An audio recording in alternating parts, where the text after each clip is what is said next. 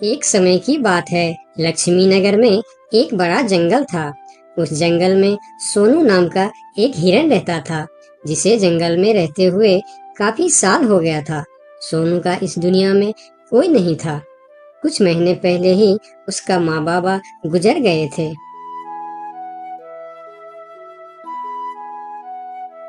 इसीलिए इस जंगल में रहते हुए उसे काफी अकेलापन महसूस होता था।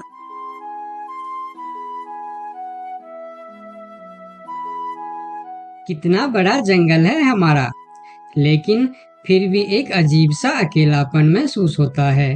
काश मेरा भी कोई दोस्त होता तो कितना अच्छा होता। तभी वहां से एक तेंदुआ और सियार गुजर रहे थे। सोनू को अकेला देखकर दोनों उसके पास आए और बोलता है, अकेले अकेले क्या कर रहे हो? हमसे दोस्ती कर लो, हम है ना तुम्हारे साथ रहने के लिए। क्या मैं तुम दोनों से दोस्ती कर लूं? तुम लोगों को काम है दूसरे को बेवकूफ बनाना और उनका खाना चुराना और परेशान करना। तुम दोनों से दोस्ती करके मैं गलत चीजों के अलावा और कुछ नहीं सीखने वाला। इससे अच्छा तो मैं अकेले ही ठीक हूँ। अब तुम दोनों यहाँ से जा सकते हो।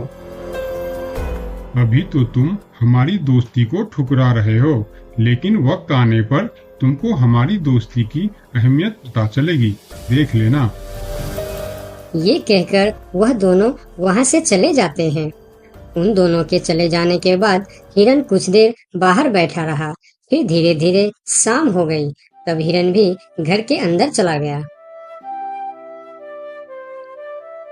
अगले दिन सुबह जब हिरन अपने घर के बाहर बैठा था, तब हिरन ने देखा कि एक छोटा सा हाथी जो उसकी उम्र का था, वह धीरे धीरे उसके पास आ रहा है और उनके पास आके कहा, कैसे हो प्यारे हिरन? मेरा नाम गोलू है। मैं आज ही इस जंगल में आया हूँ। तुम्हारा नाम क्या है? क्या तुम इस जंगल में रहते हो? मेरा नाम है सोनू और इसी जंगल में मैं जन्म से ही रह रहा हूँ। तुम कहाँ से आए हो? तुम्हारे साथ और कौन कौन है? मैं पास की जंगल से आज ही आया हूँ। मेरा इस दुनिया में कोई नहीं है। क्या तुम यहाँ अकेले रहते हो? हाँ, मैं अकेला ही रहता हूँ। मेरा भी इस दुनिया में कोई नहीं है दोस्त। सोनू, क्या यहाँ कोई ऐसी जगह है जहाँ मैं अपना घर बनाकर रह सकूं? हाँ दोस्त, इस जंगल में ऐसे बहुत से जगह है जहाँ तुम घर बनाकर रह सकते हो। आओ मेरे साथ। फिर हिरन और हाथी जंगल के और भी अंदर चले गए, जहाँ हरियाली भी थी और जगह भी बहुत सुंदर थी। यहाँ तो मैं अपना पसंद का घर आराम से बना सकता हूँ। हाँ मेरे दोस्त, और इस काम में मैं तुम्हारी मदद करूँगा। नहीं प्यारे दोस्त, मैं अपना घर खुद बना लूँगा।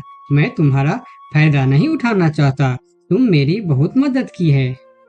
ये सुनकर भी हिरन ने उसकी मदद करने का फैसला नहीं बदला और काम पर लग गए। जंगल से अच्छी लकड़ियाँ और पेड़ इकट्ठा करके दोनों ने मिलकर 2 दिन के अंदर ही एक झोपड़ी जैसा घर बना डाले। तुम्हारा बहुत बहुत शुक्रिया दोस्त। अगर तुम नहीं होते तो मैं इतना आसानी से ये घर नहीं बना पाता। शुक्रिया की कोई जरूरत नहीं है। तुम मेरे प्यारे दोस्त हो। ये तो मुझे करना ही था। उस दिन से दोनों की दोस्ती और भी गहरी हो गई। इधर शाम होने वाली थी। हिरन अपने दोस्त से विदा लेकर अपने घर की ओर चलना शुरू किया। हिरन रोज हाथी के घर आता और दोनों सारा दिन साथ ही रहते थे। एक साथ खाते थे और मजे भी करते थे। एक दिन सोनू हिरन हाथी के घर नहीं आया तो उसे हिरन के लिए चिंता होने लगा। वह फिर चलकर हिरन के घर जा पहुंचा। अरे क्या हुआ दोस्त, तुम आज मेरे घर क्यों नहीं आए? तुम्हें ना देखकर मैं बहुत परेशान हो गया, इसीलिए मैं इधर चला आया। दोस्त, मेरा तबीयत खराब है। पूरे शरीर में बहुत दर्द हो रहा है। मैं ठीक से खड़ा भी नहीं हो पा रहा हूँ। हाथी आगे आया और हिरन के शरीर को छू कर देखा कि हिरन को तो बहुत तेज बुखार चढ़ा है। दोस्त, तुम्हें तो बहुत तेज बुखार है, लेकिन ये सब अचानक कैसे हो गया? ये कहकर हाथी ने थोड़ा देर सोचा और बोला, मैं अभी आता हूँ। तुम बिल्कुल चिंता मत करना, तुम ठीक हो जाओगे। इतना कहकर हाथी वहां से चला गया और सोनू हिरन उसका इंतजार करने लगा, लेकिन कई घंटे गुजर जाने के बाद भी हाथी नहीं लौटा। हिरन निराश होकर बैठा रहा। थोड़ी देर बाद वही तेंदुआ और सियार उसके पास आ गए और कहने लगे, सोनू हिरन, तुम्हारी तबीयत का पता चला तो हमें बहुत दुख हुआ। ये देखो, हम तुम्हारे लिए खाना भी लेकर आए हैं। उन्होंने कुछ फल हिरन के सामने रख दिए और फिर उसको खाने के लिए कहते हैं। तुम लोगों का बहुत बहुत शुक्रिया, मुझे बहुत भूख लगी थी। अरे हिरन भाई, इस समय तुम्हारा तबीयत खराब है और वह तुम्हारा दोस्त कहाँ है जो हमेशा तुमसे चिपका रहता है? पता नहीं कहाँ गया है। सुबह एक बार आया था, उसके बाद अभी तक लौटा नहीं। हाँ, उसने सोचा होगा कि तुम्हारी बीमारी में सेवा करनी पड़ेगी, इससे अच्छा तो हम भाग ही जाते हैं, इसलिए वह गायब हो गया। अच्छा दोस्ती निभाया उसने। नहीं नहीं, ऐसा नहीं हो सकता, वह मेरा बहुत अच्छा दोस्त है। ऐसा ही हुआ है। हमने कहा था ना कि वक्त आने पर हमारी दोस्ती की अहमियत समझेगी। यही वह समय है। उनकी बात सुनकर सोनू हिरन को बहुत दुख हुआ। फिर वह वहां से चला गया। धीरे धीरे शाम हो गई, लेकिन हाथी का कोई अता पता नहीं था। हिरन के तबीयत में भी कोई सुधार नहीं हुआ। अगले सुबह फिर से वह दोनों हिरन के घर पर आए। आज भी दोनों ने हिरन के लिए कुछ फल लेकर आए थे। हिरन बहुत खुश होकर खाने लगा। उसे अपने आप पर शर्म आ रहा था कि जिन जानवरों को वह बुरा भला कह रहा था, आज मुसीबत में वही उसके काम आ रहे हैं। वह हर बार उनका शुक्रिया कर रहा था और माफी भी मांग रहा था। फिर थोड़ी देर बात करके दोनों वहां से चले गए। कब तक हम इनकी नौकरी करते रहेंगे? अब अपने योजना को अंजाम देने का समय आ गया है, नहीं तो बहुत देर हो जाएगा। हाँ, तुमने बिल्कुल ठीक कहा। अब हमें और समय नष्ट नहीं करना चाहिए। आज ही हमें कुछ निर्णय लेना ही पड़ेगा। चलो चलते हैं शेर सिंह के पास। शाम के समय जब हिरन अकेला था, तब हाथी वहां पर पहुंचता। उसको देखते ही सोनू हिरन को बहुत गुस्सा आ गया। क्या देखने आए हो यहाँ? यही कि मैं जिंदा हूँ या मर गया? ऐसा क्यों बोल रहे हो दोस्त? मेरा पूरा बात तो सुनो। मुझे दोस्त कहकर मत बुलाओ। दोस्त वो होता है जो अच्छे और बुरे वक्त में साथ निभाए। तुम तो मेरे तबीयत खराब होते ही मुझे छोड़कर भाग गए थे। मुझे खाना भी वह लोग लाकर दे रहे थे जिससे मैं बात तक करना पसंद नहीं करता था। तुम्हें अभी तक कुछ भी पता नहीं है, इसीलिए गुस्सा कर रहे हो। मैं तुम्हारे साथ छोड़कर नहीं भागा था। मुझे पता चल चुका था कि तुम्हें डेंगू बुखार हो गया है और तुम्हारे पास सिर्फ 3 दिन थे। मैंने घर में इसके दवाई रखे थे, लेकिन जब मैं घर पहुंचा तो वहां दवा न जाने कहां गायब हो गया। मेरे पास समय कम था। तुमको बताने वापस आता तो और देर हो जाती, इसीलिए मैं पुराने जंगल गया था। वहां से तुम्हारे लिए 2 दिन का सफर करके यह जड़ी बूटी लाया हूँ। इसे खा लो दोस्त, वरना सुबह तक तुम्हारा बुखार नहीं उतरा तो मैं मेरे सबसे अच्छा दोस्त खो दूंगा। ये सुनकर सोनू हिरन के आंखों में आंसू निकल आए। उसने तुरंत वह जड़ी बूटी खा ली। मुझे माफ कर दो दोस्त, न जाने मैं कैसी तुम्हारी दोस्ती पर शक कर बैठा। यकीन मानो, तुमको वापस देखकर मुझे बहुत अच्छा लग रहा है। फिर दोनों ने बातें करने लगे। इतने में सोनू को अच्छा महसूस होने लगा। फिर वह उठकर खड़ा हो गया। अरे देखो दोस्त, मैं तो बिल्कुल ठीक हो गया। तुम्हारा बहुत बहुत धन्यवाद दोस्त। दोनों घर के बाहर बातें कर रहे थे, तभी वहां पर शेर सिंह को साथ लेकर वह दोनों आ गए। तुम लोगों के साथ ये शेर सिंह यहाँ क्या कर रहा है? शेर सिंह, यही वह हिरन है जिसे हमने आपके लिए तैयार किए हैं। ये सुनकर हिरन डर गया और फिर उसको समझ में आया कि ये दोनों क्यों इसका सेवा कर रहा था। इधर शेर सिंह हिरन को शिकार करने के लिए आगे आया। तब हाथी बोला, मेरे रहते तुम लोग मेरे दोस्त को कुछ भी नहीं कर सकता। ये कहकर हाथी आगे आया और जैसे ही शेर सिंह ने हिरन की तरफ कदम बढ़ाया, हाथी ने शेर सिंह को जोर का टक्कर मारा और शेर सिंह दूर जाकर गिरा और उसकी कमर का हड्डी टूट गया और वह उठ भी नहीं पाया। यह देखकर तेंदुआ और सियार जल्दी जल्दी वहां से भाग गया। फिर उस दिन के बाद हिरन सुंदरबन के जंगल में एक ठग सियार रहता था। वह बहुत ही निकम्मा और कामचोर था। हमेशा इसी जुगाड़ में रहता कि कहीं कोई मुर्गा मिले जिसे मूर्ख बनाकर उसके साथ ठगी की जाए। एक दिन अरे बंदर भाई, कल रात में मैंने आपको सपने में देखा। अरे रहने दे सियार, तू अपना सपना अपने पास रख और मुझे जाने दे। ऐसा बोलकर बंदर चला गया। धीरे धीरे सारे जानवर सियार की हरकत को जान चुके थे, इसलिए कोई भी जानवर उसकी बातों में नहीं आता था। अब सियार समझ चुका था कि इस जंगल में उसकी दाल नहीं गलने वाली, इसीलिए वह दूसरे जंगल जाने का निश्चय किया और अगले दिन सियार अपने जंगल को छोड़कर दूसरे जंगल की तरफ निकल पड़ा।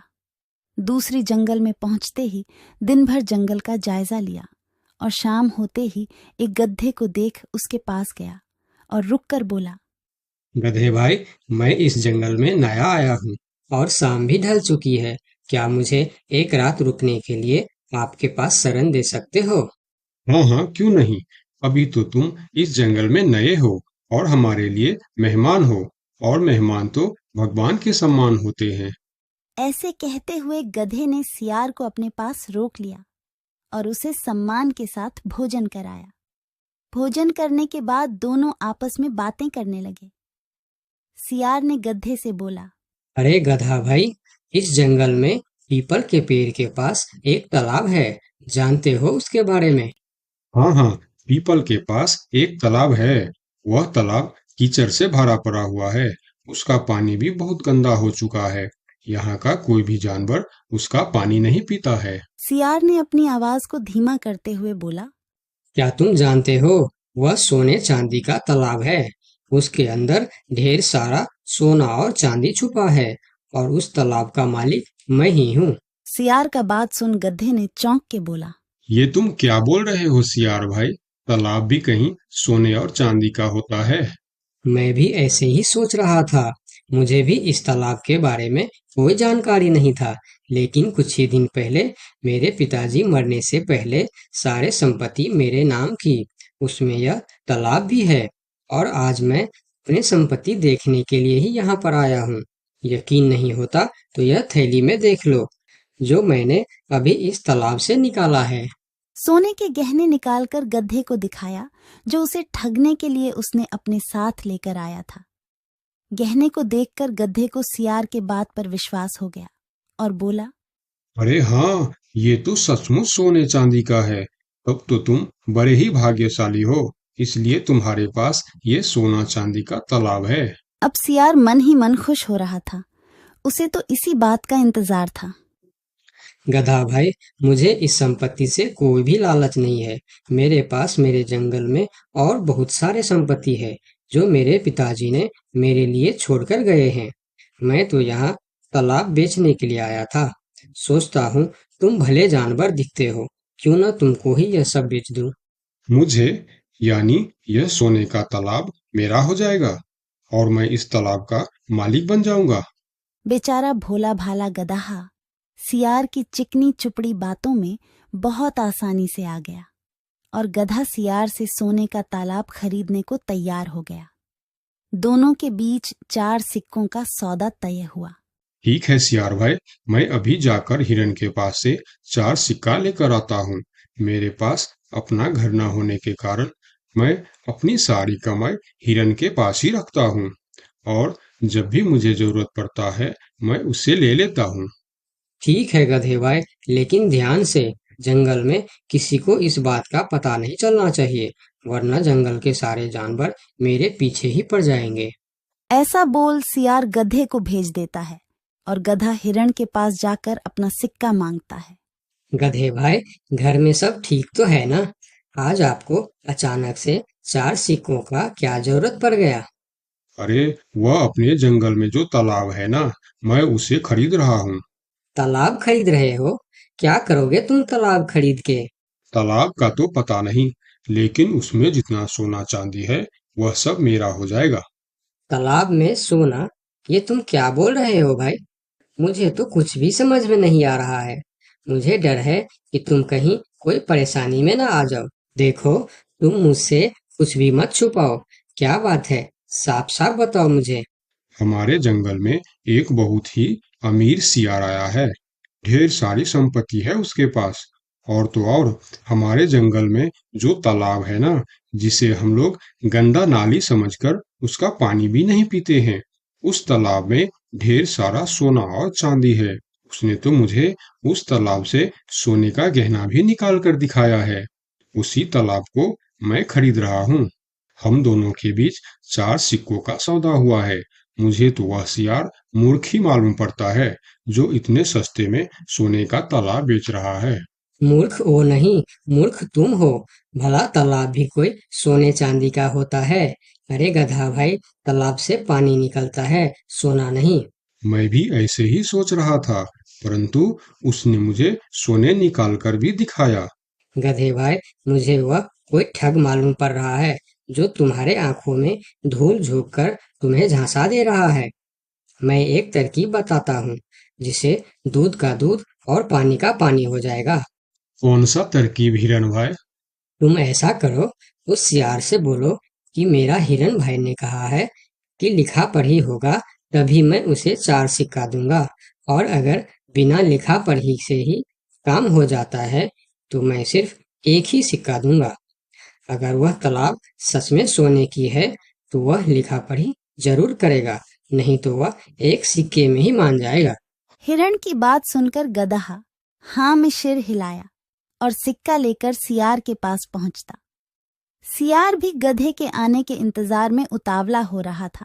गधा पहुंचते ही सियार से बोला, सियार भाई, मेरा हिरन भाई ने कहा है, यदि आप लिखा पढ़ी के लिए तैयार हो तो मैं आपको 4 सिक्का दूंगा, वरना बिना लिखा पढ़ी के आप एक सिक्का ले लो और मुझे यह तालाब दे दो। सियार ठग किसी तरह से जल्दी करके सिक्का लेकर वहां से जाना चाहता था। वह बोला, अरे गधे भाई, तुम बड़े अच्छे और भले मालूम पड़ रहे हो। तुमसे क्या लिखा पढ़ी कराना। चलो, तुम एक ही सिक्का दे दो। अब गधे को समझने को कुछ बचा ही नहीं था। गधे को समझ में आ गया कि सियार उसको ठगना चाहता है। ठीक है सियार भाई, कोई भी शुभ कार्य करने से पहले मुंह मीठा करना जरूरी होता है। मैं अभी लड्डू लेकर आता हूँ, आप यहीं रुको। गधा जंगल से 2-3 जानवरों को बुला लाया और सियार की जमकर धुनाई कर दी। किसी तरह सियार वहां से जान बचाकर भाग